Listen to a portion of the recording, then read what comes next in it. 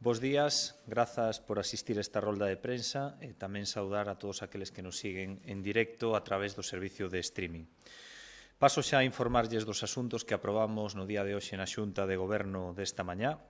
Por unha banda, seguimos avanzando en materia de mobilidade, licitando 3 novos proxectos para mellorar as vías dos concellos de Ourol, Ribas de Sil e Friol, con máis de €500.000. E pola outra, aprobamos as bases que van a rexer a convocatoria das axudas destinadas a reforzar o tecido asociativo que traballa nas dúas reservas que xestiona a Deputación de Lugo.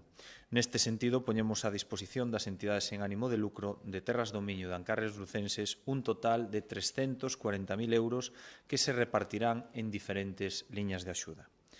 Comezamos afondando no que ten que ver ca mobilidade e, tal e como vos comentaba, hoxe licitamos novos proxectos por máis de €500.000 para arranxar 3 estradas provinciais. En primeiro lugar, destinamos máis de €110.000 á execución das obras de reparación da LUP 3807 no municipio de Ourol. Trátase da vía que conecta as parroquias de Bravos e San Pantaleón a seu paso por Foxo. Os traballos afectarán a un tramo de algo de máis de 3 km e consistirán, como ven sendo habitual, na reapertura de cunetas, na reparación de danos e na repavimentación. Esta estrada resultou gravemente afectada polas intensas borrascas que sufrimos este inverno, provocando incluso o derrubamento dunha ponte. Xa estamos tramitando ese arranxo, está previsto que as obras teñan lugar antes incluso de comezar ese proxecto que hoxe mesmo licitamos. En segundo lugar, tamén licitamos por case €145.000 a reparación dun treito da LUP 5301 en Ribas de Sil.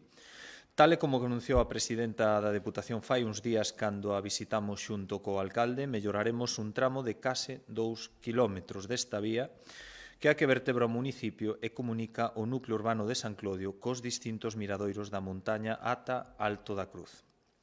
Os traballos consistirán na reapertura de cunetas, na repavimentación con aglomerado en quente e no repintado da vía. Con este novo proxecto, a estrada quedaría mellorada prácticamente en todo o seu trazado porque desde a institución provincial xa melloramos outro teito da mesma, concretamente o que vai entre os kilómetros 3,1 e 6,2. E, por último, licitamos por máis de €300.000 a mellora dun tramo de case 11 km da LUP 2106 en Friol. Con este proxecto a estrada, que conecta este municipio co lugar de Lousado polo de Cima de Vila, quedará completamente renovada. As obras tamén consistirán na reapertura de cunetas, na reparación de danos, na repavimentación e na reposición da sinalización vertical. Como vedes, o noso compromiso o da presidenta coa mellora da rede viaria provincial non entende de partidos nin de cores políticas, senón que responde a unha prioridade clara: garantir a seguridade de veciños e veciñas e asegurar as conexións cos 67 municipios da provincia. Para nós, investir en mobilidade é tamén investir en cohesión territorial. Deixando ao lado os asuntos que afectan a mobilidade, nesta Xunta de Goberno aprobamos tamén as bases e a convocatoria das axudas destinadas ao tecido asociativo que traballa nas reservas que xestiona a Deputación de Lugo, como sabedes, Terras do Miño e Ancares Lucenses. O ano pasado incrementamos de maneira moi importante estas axudas destinadas a colectivos co obxectivo de impulsar estes espazos e, en consecuencia, o rural e todo a nosa contorna medioambiental. E dado o seu éxito, este ano volvemos a poñer en marcha diferentes liñas de axuda por valor de €340.000. Por unha banda, financiamos con €150.000 proxectos que promovan a posta en valor do patrimonio natural, cultural e paisaxístico destes territorios, dos cales 100.000 son para actuacións en municipios da Reserva Terras do Miño e outras 50.000 para iniciativas que teñen que ver coa Reserva de Ancares.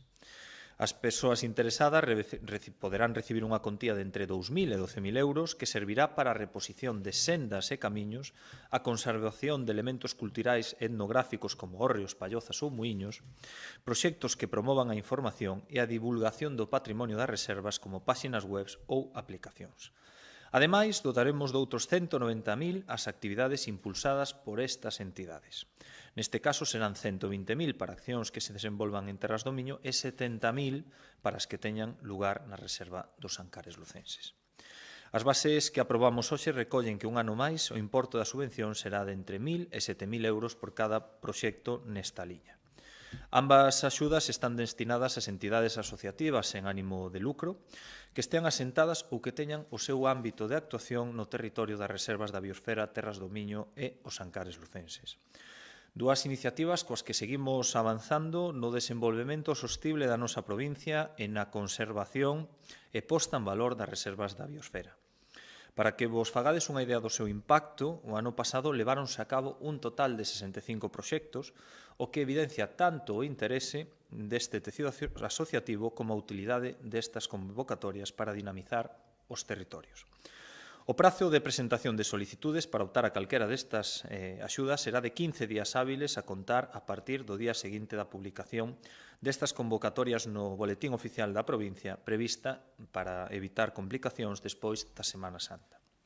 E xa por último, pero non por elo menos importante, nesta reunión da Xunta de Goberno aprobamos tamén a adhesión da Deputación ao convenio de colaboración entre a Xunta e a FEGAM para o uso de ferramentas digitais.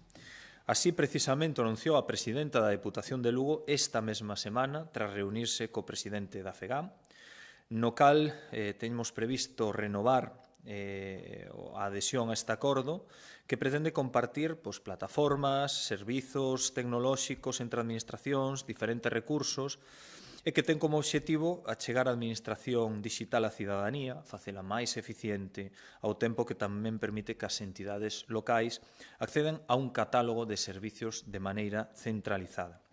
Algúns dos servicios aos que poderá ter acceso a través deste convenio son Chave 365, servicios de certificación digital ou sistemas de traducción automatizada como o Gaio. Ademais, tamén se inclúen programas especializados en ciberseguridade ou na protección de datos persoais, entre outros. Pola miña parte, nada máis. Moitas grazas.